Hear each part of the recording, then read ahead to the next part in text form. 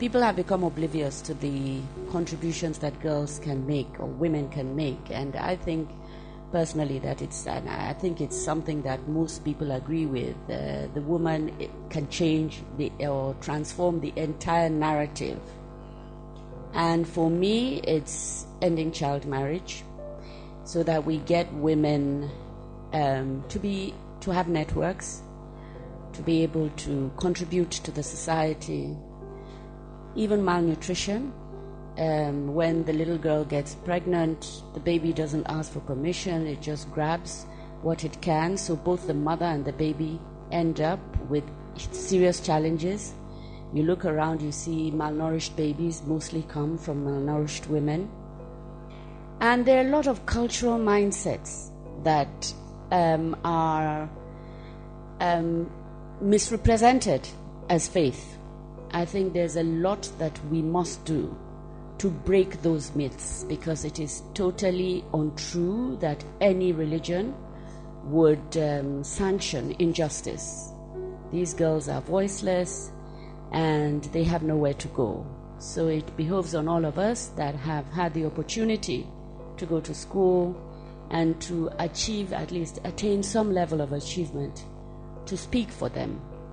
I'd like to commend everybody here for being here, and I'd like to thank you and to assure you that we will support you. I have an NGO in Kano that has been doing a lot of work on out-of-school children, especially girls, and we're always open to working with you. We've developed tools in the past on how to work in rural communities. So this is like music to my ears. Very well done, and thank you. And thank you, Honorable Minister. You have given a lot of attention to this too. Thank you. The issue of gender equality or advancement of women is both a factor and a consequence of the quality of our democracy. And it is only at the state level, when state actors are willing to play certain roles, that we can bring out the kind of change that we need to bring out. Recently, I came across a French expression that I was still trying to learn how to pronounce it. Dubril-le-veau. I think that Dubril-le-veau. Pardon me, I don't speak French. It's an expression that's meant to capture a satirical provision of the Congolese constitution that says you are on your own, that no citizen should expect anything from the state because you are now on your own. The Hausa equivalent is Saminaka or your own in Nigeria.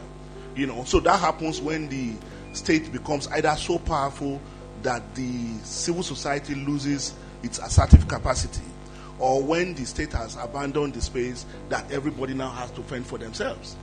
But we must continue to engage. I'm very, very delighted that we have the Honorable Minister here with us today, and we have Mrs. Uwais here with us today, because the real change that will happen can only happen when the state is leading the process, and we are pushing hard and continuing to maintain that assertive capacity from the civil society to demand that certain things must be done in a particular way. It's the only way we can really bring about this change in a sustainable way. So for me, I know the roads ahead are going to be very bumpy, are going to be very difficult, but I know that being a chief from Benin, I know you are up to the task, and I'm delighted that the Honorable Minister here has promised to support you, and Mrs. Uwais is here. I know her energy, I know what she can get done, and I know you have Hamza here. I know he's your chief enforcer, and you have all the wonderful people in the room. It's going to be a long journey, it's a marathon. We can continue to do things and not see results immediately, but once we begin to turn the corner, then the results begin to turn in, and it will be a sum total of all the work we have done in the dark corners over the years. So I want to commend you, I want to encourage you, and I want to assure you that in my very little capacity, I will be available to support you in any way I can. Thank you very much. It's a round of applause. My organization, Connected Development, is committed to supporting you to scale and accelerate this 2.5 billion that have been committed for this program. I believe that in partnership with government, international donor organization, and of course, private institutions, we can achieve this. this is quite timely because the oil price is dwindling, now at $30 per barrel. It's now 24 per barrel. I believe that this also presents a unique opportunity for our country. I'm happy that my auntie, Miriam Uwais, is here. And I'm sure that this would also around social investment, empowering and supporting the marginalized people at the grassroots. Our Follow the Money campaign have over 6,000 volunteers in the 774 local governments. We will partner with you to ensure that these resources actually reach the vulnerable poor people. Thank you. I'm going to briefly look at the areas that we're going to be working on in the next 10 years. As you heard the Executive Director, Chief OSASU, she mentioned that we're having a 10-year strategic plan. And the 10-year strategic plan is actually dealing on two program areas. So we have the Women and Girls Empowerment, and we also have the Capacity Building Incubator. Under the Women and Girls Empowerment Program, we have about 5 thematic areas. One of it is the women's political participation and leadership. What we intend to do here is to increase women representation in appointive and elective positions while ensuring more women actively participate in intra-party activities. We also want to go to girl-child education by reducing the number of out-of-school children in Nigeria, ensuring access to free, quality and safe education. We currently have over 75 children that we're sponsoring in schools across the 6 geopolitical zones of the country. Another thematic area under the WAGE program is maternal health. We are looking at reducing the rate of maternal mortality and morbidity by increasing access to quality and affordable healthcare services through political commitment to increase budgetary allocation for health to 15% at federal, state, and local government levels.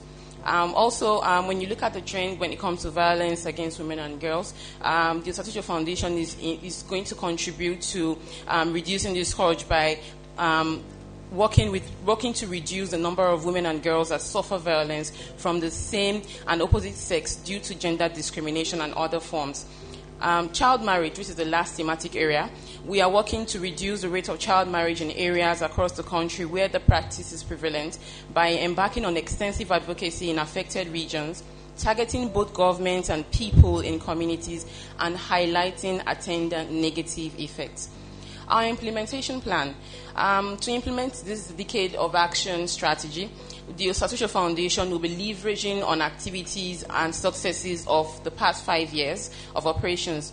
Notably, we have launched an inclusive representation resource center for women and the physically challenged in Uke, Nasarawa State. We also funded the first training capacity building project by sponsoring 15 women and girls to acquire tomato processing skills alongside an entrepreneurial training to help them turn their skills to profitable business ventures. We supported Capacity Building Incubator Program, a social accelerator scheme to empower the technical skills and support young entrepreneurs. We awarded scholarships to underprivileged, over 75 students across the country to get the best of education that will position them as the next generation of African leaders. We also have, over the past 5 years, facilitated annual development conference, which is the largest and regional platform that brings together social development practitioners, researchers, scholars, stakeholders from both private and public sectors, as well as donors and beneficiaries.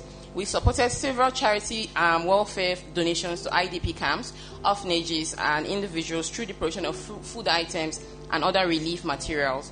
Going forward, the OSASU Foundation will advance its mission and vision and forge strong partnerships with donor agencies, bilateral and multilateral agencies, private sector, and civil society organizations, while broadening our engagement with relevant stakeholders.